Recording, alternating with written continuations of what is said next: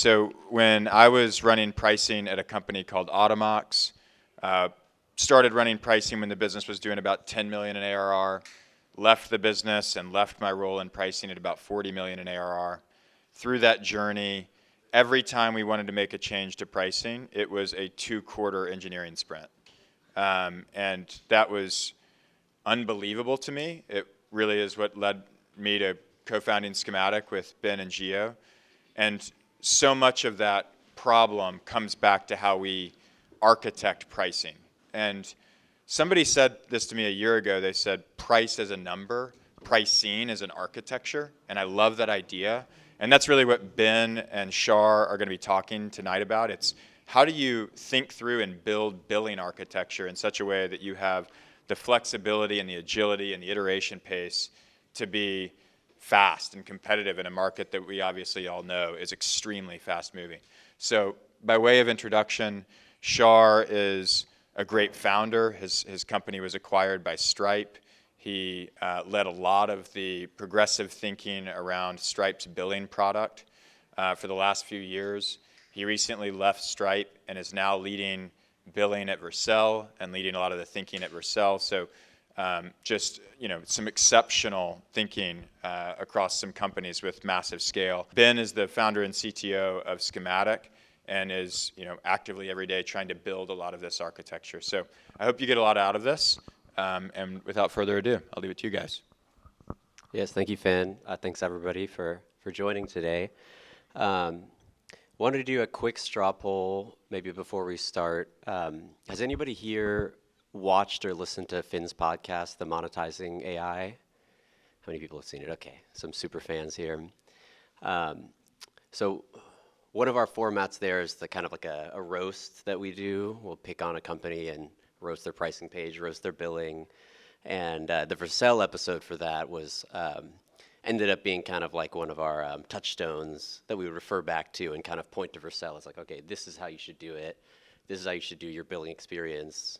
This is how you should do your pricing page. So we're really excited to have Shar here as the one who kind of owns that at Vercel. And originally, Shar and I were going to do separate talks, and then we started comparing notes, and it was kind of the same talk. So we decided we would kind of merge minds here and kind of do more of like a fireside chat and talk through some of these issues that we're both thinking about every day. So thank you, Shar, for joining. If you want to say hi. Yeah, thanks for having me. Yeah, hi everyone. Shar's dialing in from Northern Virginia. So I guess both of us, like I said, we kind of came up with a lot of similar ideas that we decided to just discuss together, and a lot of it was to do with this idea of pricing agility. So I guess just to start off with kind of the Q&A here, the first question one might ask is, why should I care? Why do I care about pricing agility? So what do you think about that, Shar? The crux of it is the billing architecture needs to support a fast pricing iteration. And there has been a lot of research on pricing being the most impactful lever for growth. I believe Kyle also had a deep dive on this a few years back. There's a lot of different research. But billing was hard and is hard still. And historically, I think traditional SaaS businesses were able to get away with updating pricing every year or so.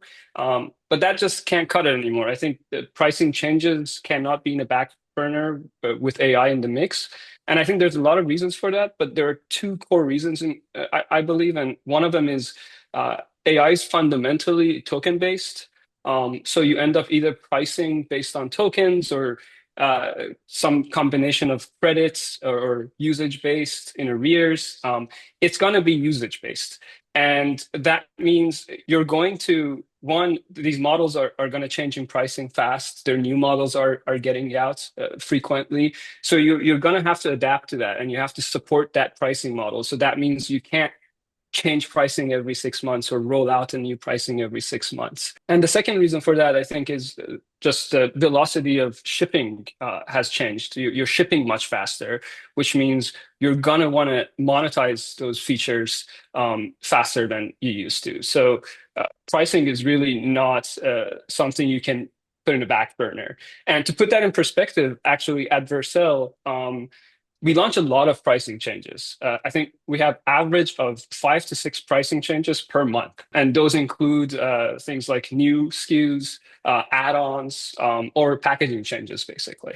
Yeah, I think that's exactly right. And yeah, it really is true. We hear a lot about, we're in this new era, new AI era. And with monetization, it seems to be very true. There's many levers that have shifted, whether that's, the change of the amount of variable costs or just the move to more complicated billing formats. So I thought Kyle's slide earlier about how many people are on seat-based billing last year versus this year versus they expect next year, and just that falling off of a cliff is exactly what you would expect with AI, and it's playing out exactly like that. But unfortunately for people who don't like complexity, those billing models are being replaced by usage-based, outcome-based, credit-based, things like this that are much more involved to implement in a code base and a product. If we do believe pricing agility is important, we should talk a little bit about what gets in the way, so what slows down. So I'm curious, kind of in the Vercel context, like what have you run into or in past companies? I guess my experience is both Vercel and companies I worked with when I was working on Stripe billing and my startup. So there are 4 common reasons I have seen along the way, and there are obviously a lot of things that could slow you down, but I think these 4 are the top ones that I've seen just being very gnarly.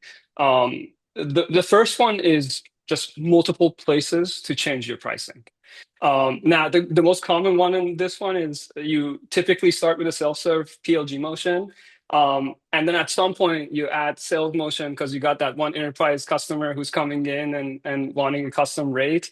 And now you're adopting like a CPQ tool or quoting tool or what have you. And now this quoting tool ends up having its own pricing source of truth.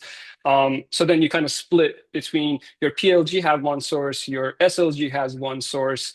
And then this kind of, as you scale, the number of places where you are kind of putting what prices exist increases. Another example I've seen is spend management. Like the alerting tool ends up having its own like source of pricing.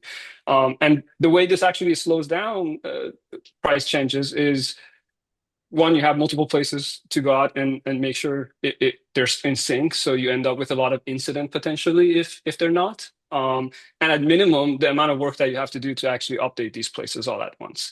And the second is you might be changing price types. For example, you go from a basic per unit usage pricing to a matrix pricing, dimension pricing, and one of these few sources support it, but the other one doesn't, and you're kind of blocked at that point because now you have to change your infrastructure to support it. But Ben, I'm curious if you've seen it, because I know you guys deal with pricing plans a lot. Yes, absolutely. And I think the multiple places to update is a big one. So it might not just be multiple tools. It could be, your CS team needs to know, how to upsell or move people onto maybe your non-PLG plans or your add-ons. And having a process for that can get really complex. And if you don't manage it well, it can just become the Wild West with regards to that team, what your training is, what your deal desk is, et cetera. Even marketing, like the development process around updating assets or even keeping track of where all, your pricing and packaging is being communicated can work on a completely unrelated cadence to even, if you're nailing the product side. So there's just a lot of things to orchestrate, and the more you can kind of integrate those pieces all together, the more you avoid these problems, in my experience. Yeah, that makes sense. And the second component, the second one that I've seen slows down, and this one I think is more on scale, as you scale. So at a Vercel size, I think the usage understanding and cost understanding. So when you have a large number of SKUs and a lot of usage-based SKUs, what you want is for your customers to be able to understand what they've been charged for and be able to dig deep into their cost observability, basically. Um, and that's on the self-serve side is usually some sort of a cost explorer that you self-serve. On the enterprise side is usually some sort of a public endpoint that you can call and pipe into your cost observability or some CSV export that the finance team is looking at. In both of those cases, the main scalability issue I've seen is just being able to get real-time data, being able to have a single endpoint that actually spits out cost and usage, so you don't have to tie those two together.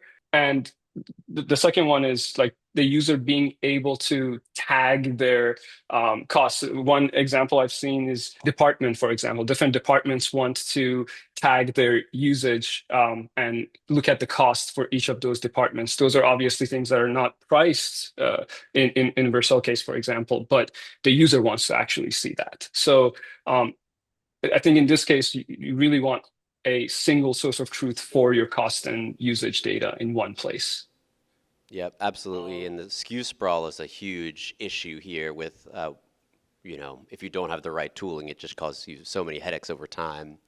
Like I'd like to hear Daniel saying that we had helped him to sunset some plans, but in an ideal world, you have appropriate tooling where you don't need to sunset plans unless you have a business purpose to do that, right?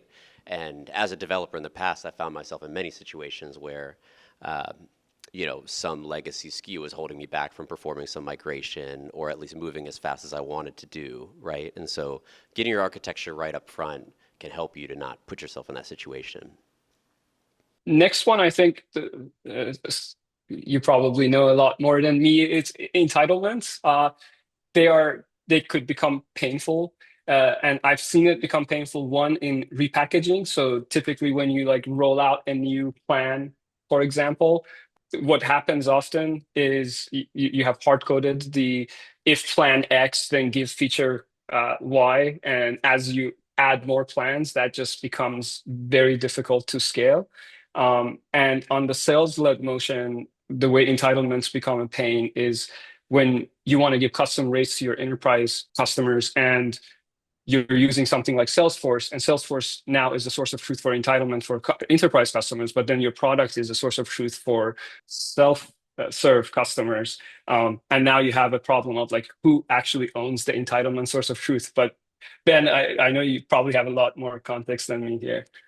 Oh yeah, and we're going to get into entitlements more, but it's one of those things that kind of like the SKU sprawl. It starts out as kind of this like pebble in your shoe and just turns into something that keeps you from moving, right? At the beginning, maybe an entitlement looks like customer A has feature B because they're in plan C, right? And then the next thing you know, it's, customer A has X allocation in terms of credits to this feature per month.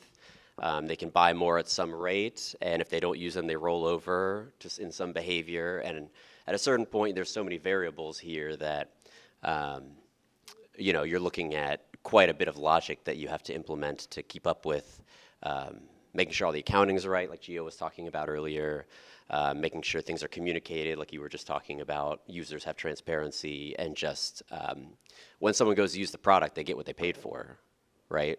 So that's the last thing you want to get wrong.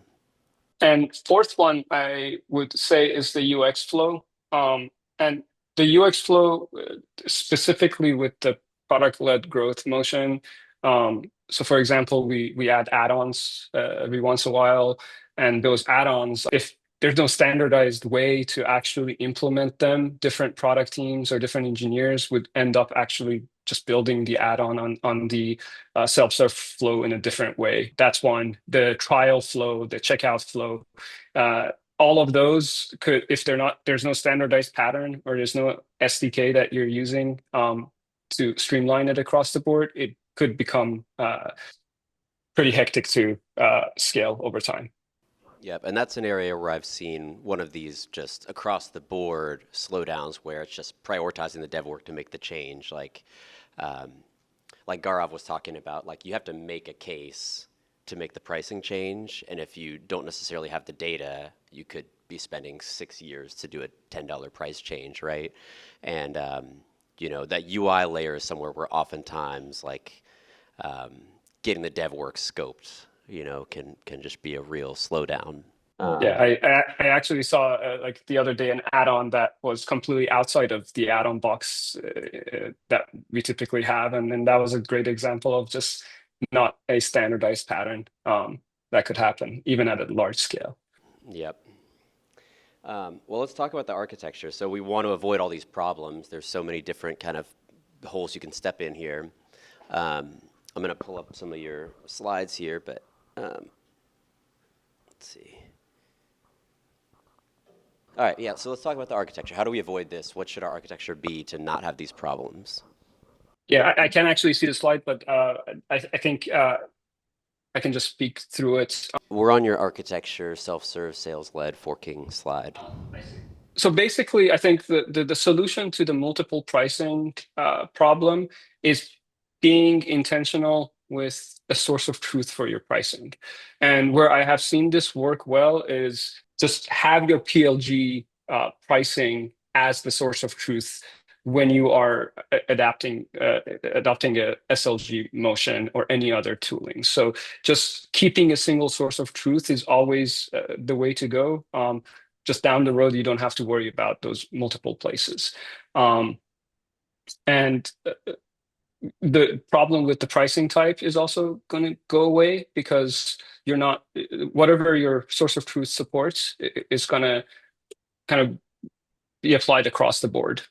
So both enterprise and self-serve could get the same pricing, or your spend management alerts could get the same pricing, and so on. So just single source of truth is the solution here. Okay, I'll go to your cumulative consumption slide. And that one is actually that's a picture of our usage page, so Vercel's usage page. And behind this, there's a single endpoint that you can call to get both the usage and cost for a customer and for the different dimensions that we have priced. And that endpoint is also available for a user to plug into a cost observability tool or even download the report directly from here. That did not exist before, and getting there was kind of an overhaul. And just being what existed before was kind of two sources of truth, where one was like the cost calculation portion and one was the actual all the prices, all the usage and dimension. So getting that in a single place took a lot of work. So if I would do that from the start, I would actually make sure my billing solution can support usage aggregation and cost calculation at the same time with a single endpoint that could spit out usage data for a customer. So I don't have to build that in-house, basically. Yeah, so this is interesting because it ties into this theme we've had today of measuring costs, measuring usage, whether or not you want to be perceived as a quote-unquote cost plus, at least correlating those so that you can be fully clear-eyed as you're creating your price model and trying to exercise this agility. So we'll go to your next slide, which is the decoupled entitlements from pricing slide. I've learned the hard way, but there are, I guess, four main things that I would look for in a billing architecture from an entitlement perspective. One is that I want the features, capabilities that I give my my customers, be decoupled from pricing. So decoupling those two allows you to change pricing without having to completely change your feature sets. That's one. Second is overriding. So on the enterprise side, usually GTM teams, finance teams, they want to be able to get in and overwrite features. The third one is being able to separate entitlement cycling from billing cycle. So this is also an enterprise use case where you want to give the user access to their account maybe a month before their invoice is due. You typically with billing solutions might not be able to do that because the two, like invoicing and entitlement cycling, is coupled together. So making sure those two are decoupled is a very important piece. And lastly, audit logs. This one comes in at scale, but when it does and you don't have it, it's a difficult problem to solve because finance typically wants to be able to see audit logs of who changed what features at what point and what customers had access to which feature at a given time. Yeah, but some industries that's even just a hard requirement to have. Some customer types. Do you want to go ahead and dive into entitlements more now, or did you have more on this slide? No, that's it. I'm curious what you have on entitlements, because yeah, I wanted to double click into that. And actually, before we do so, maybe just another quick poll, because this is, I think, the first talk where anybody's used the word entitlements. So do people have a familiarity with this? Like when we say entitlements, do people ever use that word? Okay, so Our definition we use is just the commercial relationship between a feature and a customer or a user, depending on how your application works. But the idea is, like I said, customer has feature because plan, customer has amount of feature because plan, customer has more of feature because they complained and we gave them a special deal, whatever it may be. We mentioned earlier all these different variables that can enter in. So basically, like, you want to allocate this to a dedicated service in your architecture, ideally, because of that complexity. So when you think about, like, as you accrue and build up more customers over time, you're gonna have, that just means more and more combinations of all those variables. And so that complexity to me suggests, like, having a dedicated service for this. And so the domain of that service I would typically think of as being two things: customer profile, which is kind of an integrated view of customer subscription and usage data, and then product catalog, which is, what are my plans, which ones are PLG plans, to your point earlier, versus enterprise plans versus legacy plans that aren't on offer anymore. What prices do they have? What features do they have? Is anyone on them? Should I try to get them off of them? All that type of information. So that's the domain. So try to get all that data into your service is my recommendation. And then the really hard thing, all right, my contrast didn't work out here as well as I had wanted. The really difficult thing to me about entitlements, the thing you must get correct, is the interfaces. So basically, there's three groups of people that matter, right? So up at the top here, you have your applications. So that's user land, that's customer land. Then you have your internal users, which is the people operating your business. And then you have your developers. And all those people need to have interfaces into entitlements, basically, for it to work. And those all need to be, to Shar's point, single source of truth. It needs to be one system, but many different interfaces. So your operating user needs to have a good UI for interacting with entitlements, plans, et cetera. But they want to be in their home business tools, whether that's a CRM or they're getting fed information on a Slack channel, whatever that may be. In your application, you want to be able to report usage. That's typically you're going to want that to be an event-based system. In the context of something like Schematic, you're going to want to have, like, drop-in UI components, because to my point earlier about SKU sprawl, like Joe Schmo who's on some plan we don't even offer for 5 years, like, chances are the logic of how to show whatever price metric they were sold on 5 years ago is not going to be fun to maintain in your React components. So just having something you can slap on there and not worry about is great.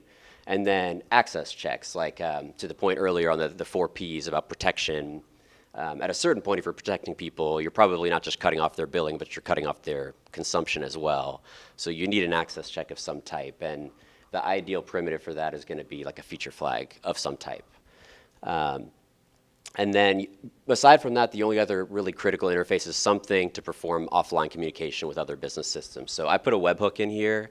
That's like the simplest one, but obviously there are many ways to do this, gRPC, you name it, depends what you want to do. So once you have a system like this in place, what's kind of beautiful about it is you end up with your developer experience being more something like this. So here's just like some example code of taking this approach. So you have some feature that is gated. I should have used an AI example here, but report generation, it's gated by a very simple development primitive, like a feature flag. You can get a little bit of data, like the usage so far during the period, the allocation. You don't need to think about where that data is coming from. You just get a Boolean, you get some numbers, you use them in your UI as you see fit, and then you have event tracking to close the loop, report the usage when it does happen. And if you've been in a vibe coding demo for the last 3 years, you've seen people oohing and ahhing at React components.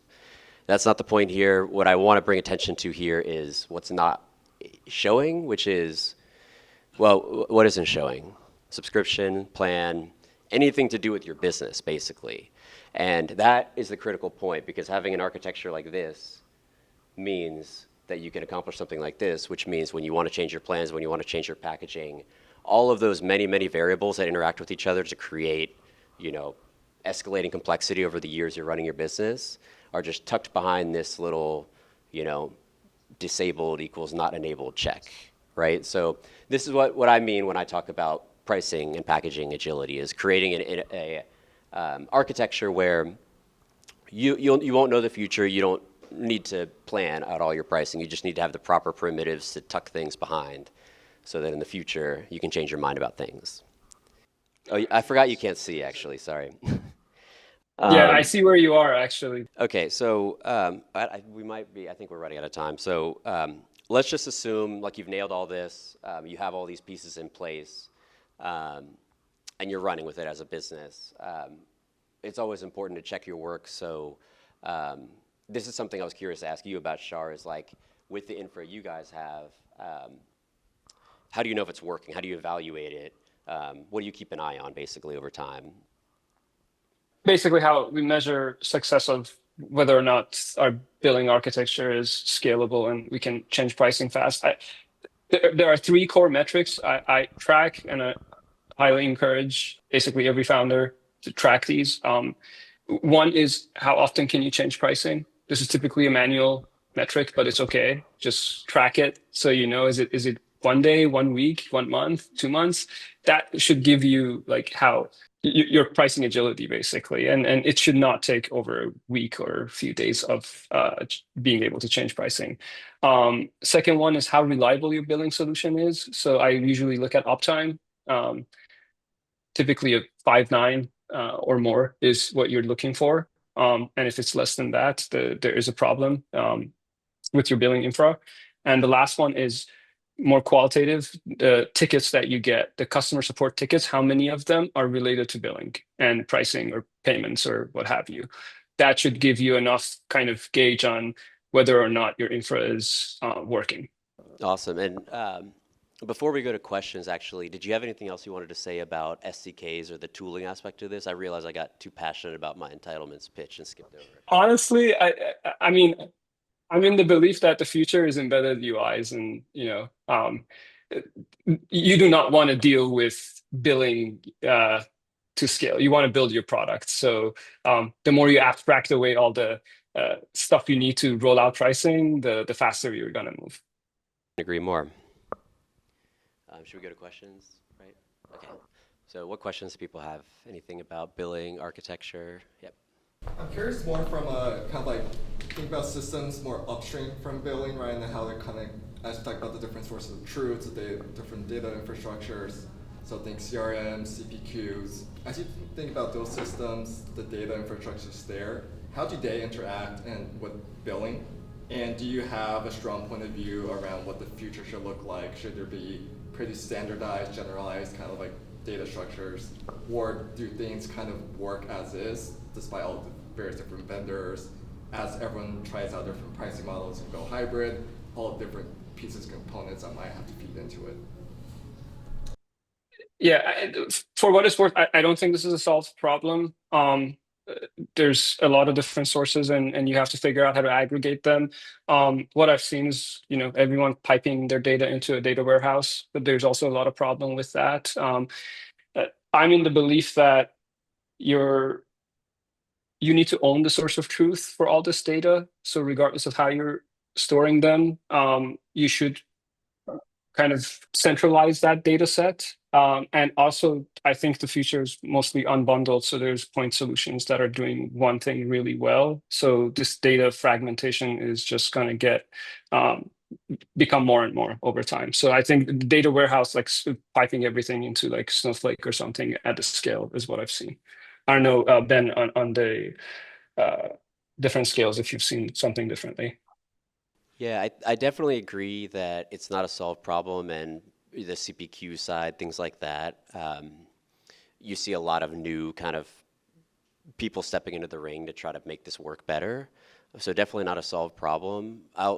I'll give like my hot take just because I feel like I'm agreeing with a lot of people here today, but it's a little off topic. But in general, I'm kind of against the modern data stack thing of like pipe everything to a data warehouse. To me, I think you want to have agility in your billing stack, but too much flexibility is kind of a in a way like a harmful thing. And what I would much prefer the industry move towards is tools like, really like Vercel and like Schematic, in the sense that they're giving you an opinion about how everything should work together and will build in, you know, the CPQ component and make sure the data flows correctly or whatnot. And that comes at the expense of like, I can write whatever SQL query I want, or maybe that's like whoever was talking about enterprise tiers, like that's the super enterprise tier, is you give it vSQL or schematic SQL at some point, whatever, start inventing dialects. But for me, I think like I'd like to see the industry move towards like, you know, wider platforms, more opinions from them, like more linear, less Jira kind of mindset. I mean, I don't think that solves the problem, but I think it would help. The way you guys are talking about like architecture and billing is, it seems like they're kind of two different things to an extent. And I think the world like always talks about them as like, hey, billing is this like large encompassing thing. It covers all of this stuff. How would you like recommend people think about it when they're like building from the beginning as like separate concepts? Because I think if you're talking about sort of unbundling and specific components, you do create this sort of like system of record, but it's sort of like, I think people have been relying on billing for that, and it seems like the way you guys have talked about it, there are some pretty meaningful limitations just relying on a billing vendor or provider that takes care of things like fraud risk, chargebacks, know your customer, which is totally different from what you guys are talking about today.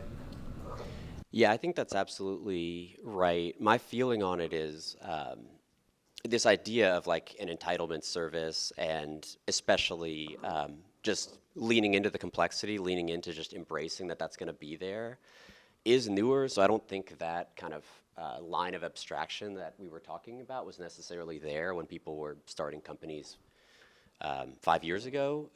So to me, like, I would want to tuck a lot of the billing jobs behind that, so that then later, you know, if I want to use like some usage-based billing platform instead of the usage-based billing feature of the platform I'm on, or vice versa, I can do that more easily. It's not as invasive of a change, and I'm just keeping those jobs kind of in the kind of financial area of my code base.